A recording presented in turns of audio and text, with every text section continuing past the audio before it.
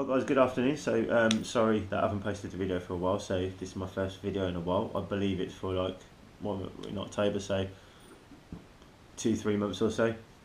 So quick subject I want to talk about today is racism. So racism being a big part for me, very personal to myself, growing up on it.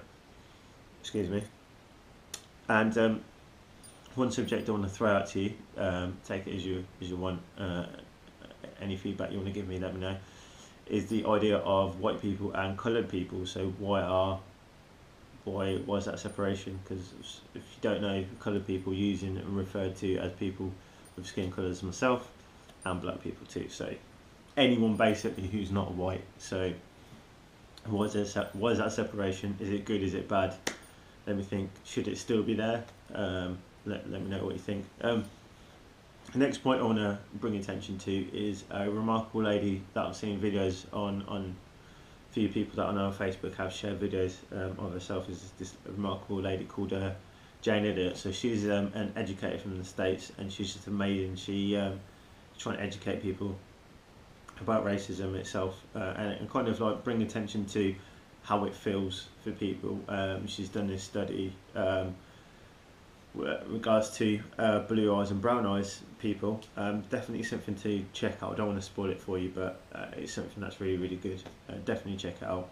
She is amazing. She's got a lot of videos on YouTube, and hopefully it's insightful and teaches you a lot too, like it has taught me. Next quick subject I want to talk about is a rapper that I've followed for quite a number of years. I've had the pleasure of meeting him only for a couple of minutes or so, but very nice person. Is a Carla. So he's a UK rapper. He's not mainstream. He's very independent, and I wouldn't say he's known to the vast majority of people, but I think he's incredible. He's got some videos that are sensational that he's got on YouTube. There's this thing on, for people who are not from England, don't know this. There's this show on BBC One Extra, which you can see some of the videos on YouTube, and the host Charlie Sloth, he does the videos, and what it is a kind of like a freestyle, but not. It's kind of like they'll just spit bars for ages, and it's called Fire in the Booth. And Carla's got 4 parts. I believe he's the only rapper to have 4 parts. A couple of people have got 3, so we've got Rich 32 and Mike Righteous who have got 3 parts, but they're sensational in their own rights, but not fully connected with what I'm talking about today. And it's very insightful, so please check his videos out because they are really good. He is a very educated person. He has done a lecture at Oxford University, so for all that know, Oxford University is one of the best universities in the world. So and we have it here in good old England. So yeah, so definitely check him out. He talks a lot about the M word as well, which is I think is a good thing to bring attention to. So why people use it? Why do people use it to friends and other people? And why is that the case? And he looks into Black history a lot because he's half white, half black. And he looks into that a lot, and I think that's brilliant. It's about learning about who you are really, yourself. So, and on that basis itself, it's kind of inspired me to look at my own history. So, I'm first generation in my family to be born in this country. My mum and dad were born in India, but they moved over here from a very young age, and my grandparents before that born and raised in India. So, yeah, I'm first generation. I want to learn about the history of a country that has a lot of meaning to me. I've only been to India once. I went in 1986. I still remember parts of it like yesterday, like the Taj Mahal. I'll never forget that. Golden Temple in Amritsar in Punjab, which was amazing too. We went in winter time, so it weren't too hot in India. Because my mum and dad said you wouldn't be able to cope in the summer because it can get up to like 50 degrees centigrade. Of course, India's a developing country, you're not going to have air conditioning everywhere, and of course mosquitoes everywhere and stuff like that, so you don't want to get ill. But yeah, it's something. So I've looked a little bit briefly into Indian history. So I've looked at Operation Blue Star, which I suppose isn't fully, it's not fully connected with racism. It's just looking at your own history. So um, the so Operation Blue Star was in regards to a guy hiding in the Golden Temple in Amritsar, which is it's very insightful. Watch the documentary on it. If you want to know more, I'm sure you'll find someone on the internet. And I've also read Gandhi's autobiography just to check that out, see what that was about. Thought it was okay. It went amazing. I've read better autobiography, so I think Nelson Mandela's I've only read 3, but Nelson Mandela's was the best by far. Sensational guy. Didn't realise that he was good and fantastic person before I read the book, but I had a lot more respect for him after reading it. I'm glad that I read it before he passed away, because then you kind of know how much of a remarkable man he is and the legacy that he's left behind. So he was fantastic. And the other autobiography that I read was Malcolm X, and I thought that was brilliant too as well. And I suppose the other book that I'm reading at the moment, connected with India, is The Great Partition. So when India and Pakistan was formed, so when India split and then Pakistan became a country itself. So it's a very interesting book to see what was going on. I didn't realise a lot of the stuff in there what happened, but it's very insightful. So that's where I'm at the moment.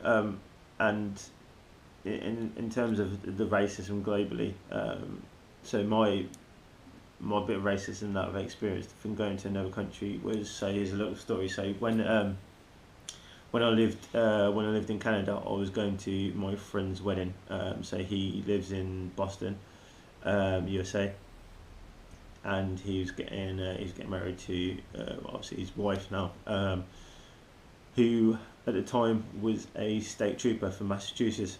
So to make the flight cheaper, one of my cousins, Connie, dropped me off in Buffalo, New York. So we crossed the border, and I had to have an interview because, of course, I've got a British passport. It's not Canadian, it's not Mexican or American. So they got to ask you a few more questions.